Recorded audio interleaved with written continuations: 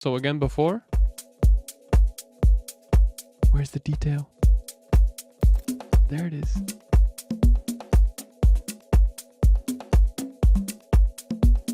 Today I will show you 3 of my favorite ways to create interesting percussion grooves, and these work particularly well if you're not feeling inspired. So let's dive right in. This is the demo track that we have prepared.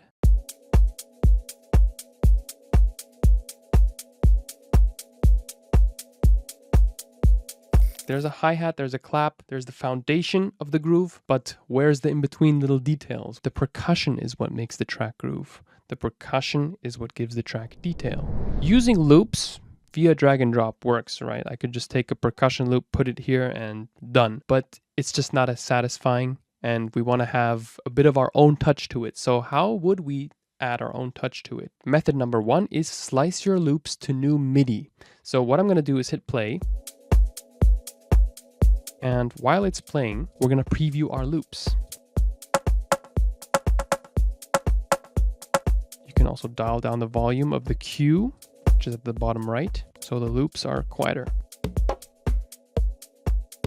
And you can go through whatever sample pack you want. The sounds on LotusTunes are specialized for an organic sound, but if you are into more of a techie sound, there are production companies like Audio Tent, which I really like, Abstract Sounds as well. Loop Masters does some nice stuff. But for the sake of promoting my own packs, I'm going to go for a LotusTunes pack today. Let's select one that I haven't used in a while, perhaps Tulum. So Tulum, drum loops, tribal percussion loops. Perfect. Let's continue to play.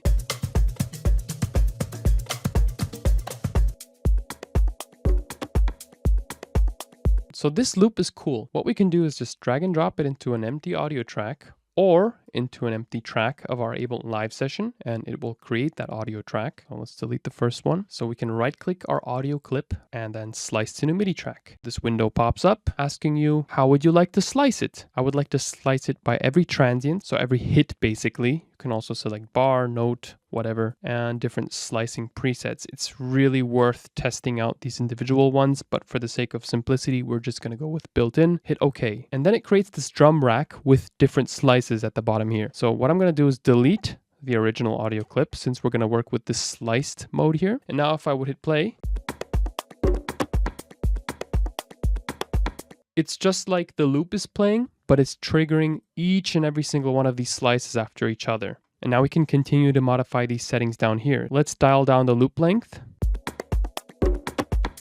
so the sounds become snappier. And then we can also dial down the sustain and decay to make them really short and snappy. And what you can do now is just delete all of these pre-made snippets and play in your percussion yourself. So you could record on your track. Also, if you have Ableton Push, this is a great way to just, jam in your percussion here. MIDI keyboards work perfectly fine. You can also do this using your computer keyboard. Okay, so let's hit record and just jam on our keyboard here. Doesn't matter how you play.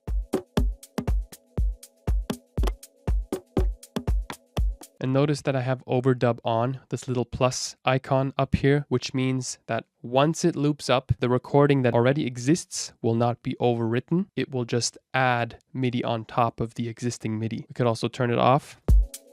See, it starts overwriting the existing MIDI. You can also turn it back on anytime. And if you'd like to fine tune, you can double click your clip and start drawing in individual notes here. By hitting the headphones in the top left, you can also hear the notes that you're drawing in.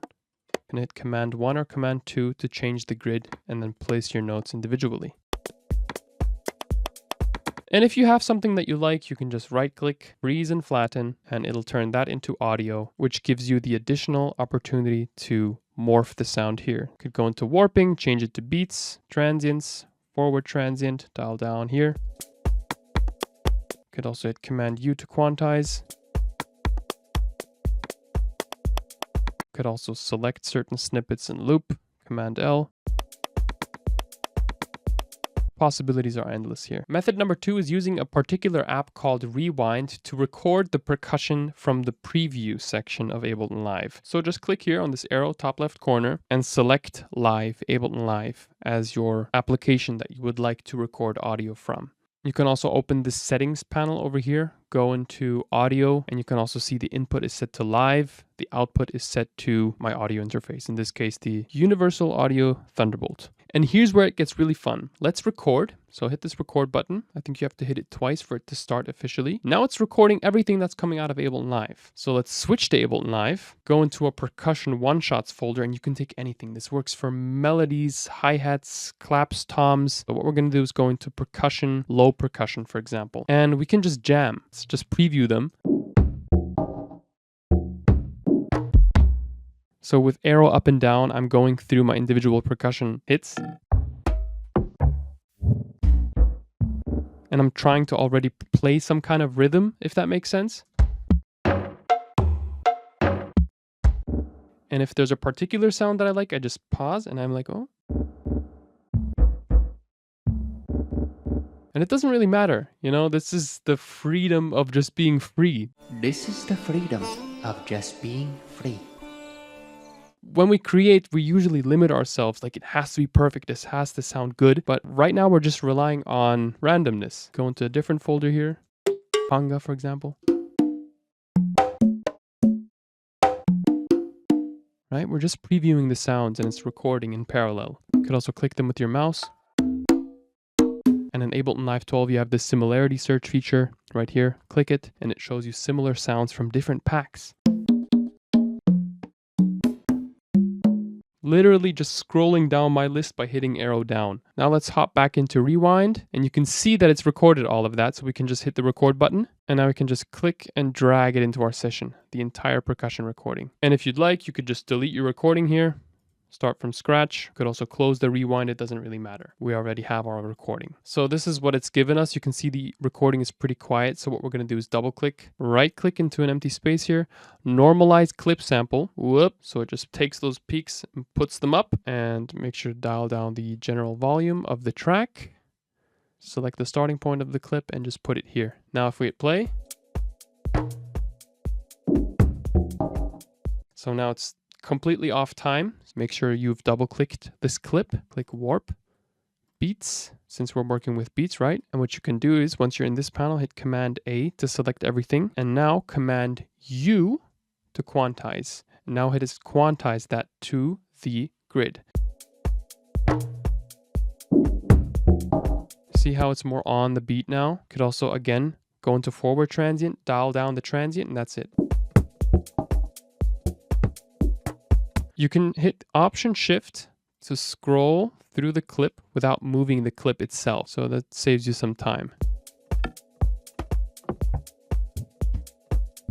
And pay attention to spots that fill out your existing groove. And even if it's just one percussion sound, it's perfect. Let's continue to go through the sound here.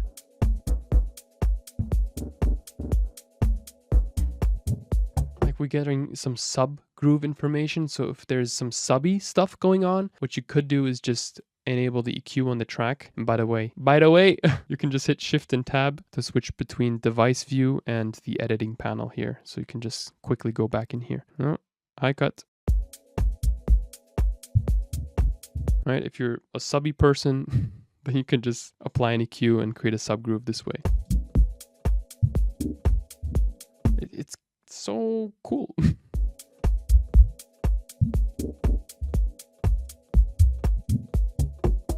So if you're not feeling inspired for subgrooves, this is also a nice way to create them. Let's just test out the conga that we recorded at the very end here. Curious.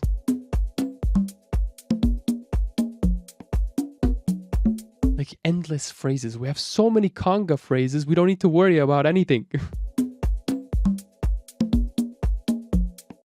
I like that first one.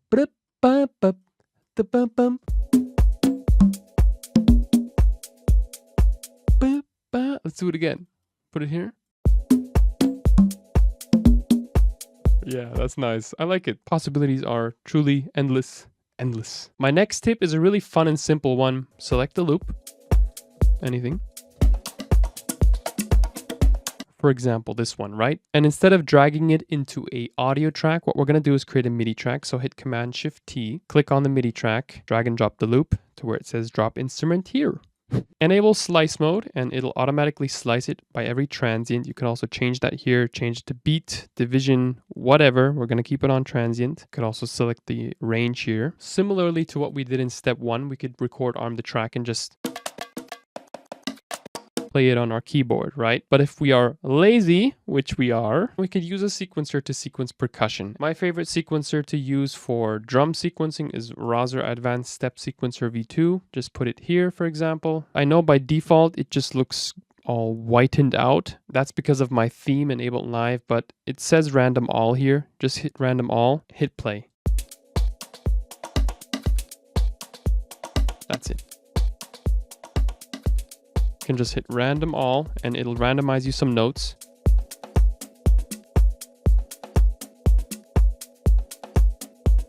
And it's fantastic at generating you phrases. Right now, listen, it's like dum-dum-dum-dum-dum-dum. I love that. You can create a new audio track, select the audio to come from track number 19, record arm, and hit record. Perfect. That's it. Just delete the rest. And if you wondered how I did that, just select, hit Command E to chop out a snippet, right? Make sure that's just 2 bars long. Double click the clip. Right click, normalize clip sample. Let's delete the previous layer and listen to what we got here. I actually kind of liked it when it was more quiet, so let's just dial down the volume drastically. Nice. I'm going to give you a quick before and after here. This is what the beat sounded before the percussion. And now with the percussion.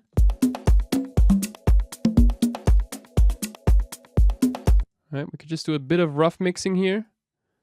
Set the volumes right.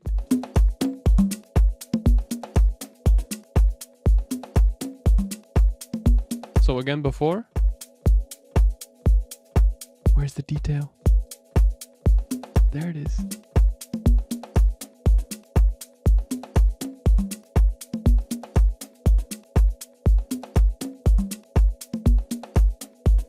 Thank you so much for watching this video. I hope you enjoyed. If you're into these organic samples, then feel free to grab them on LotusTunes.com. I will see you in the next video. Peace.